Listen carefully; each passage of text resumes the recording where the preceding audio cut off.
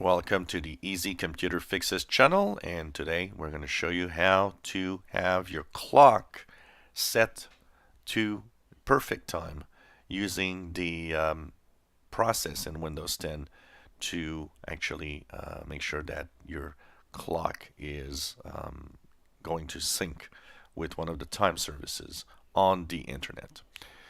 Technically, this happens regularly, so your clock shouldn't be normally off by a lot of time. But there are some applications, there are some times when we might need to have very precise time. So when that happens, that means we'll need, of course, to fix that time or that clock problem. Now in Windows 10, what makes it more difficult is that when we were in Windows 7, you could actually simply right-click the clock and go to the adjust date and time. But it brings you to this automatic place where you actually have very little. There's no official button to set time automatically, even though there's an on-off switch for this.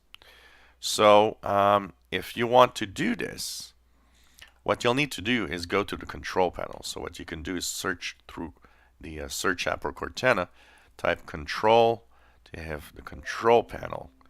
And here you'll go to the date and time through the control panel. Once you're here, you'll have internet time at the top and you'll have change settings. Click here to change settings. It will ask you what server you want to use. By default, it's time.windows.com. You can also do the time.nist.com if you wish, which is the National Institute of Standards time signal on internet time that will be. Click the update now button and it should say clock was successfully synchronized. One little thing that could happen here is that sometimes it might actually say it failed. Try 2, 3, 4 times.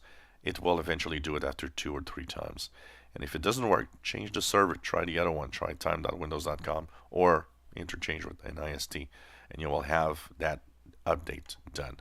Once that is done, your clock is pretty much very, very close to the actual official time.